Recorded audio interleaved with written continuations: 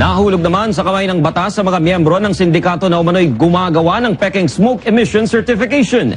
Ito ang balita ni Benedict Galasan. Nasa kote ng National Bureau of Investigation ang siyam na empleyado ng isang emission testing center dahil sa umano'y pamimeke ng mga smoke emission testing certification. May look simple but the damage done is very devastating, especially through our health, saka yung mga pollution. Ayon sa NBI, ang modus ng mga ito ay hindi na kailangan ng appearance ng mga sasakyang kumukuha ng emission certification dahil may mga larawan na umano silang nakahanda na tutugma sa mga sasakyan ng kanilang mga customer. 1,000 piso ang halaga ng bawat isang certification kumpara sa legal na halaga nito na mahigit 300 piso lamang. Kaya't kumikita umano ang sindikato ng hindi bababa sa 200,000 piso kada araw. So I think that will be the focus of our next operation, kung bakit ang mga sasakyan yan, smoke birds yan, nandiyan pa rin. This is one of the reasons because of this work of this syndicate.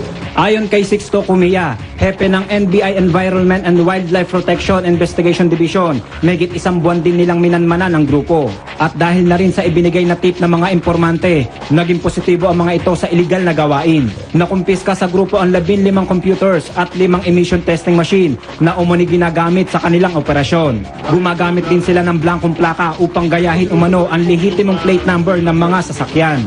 Paano kayo makakapag-emission test sa third floor? Paano nyo madadala ang vehicle nyo sa third floor? Sa third floor po ng building namin nakuha to. Itong mga computers na to at saka itong 5 emission testing equipment.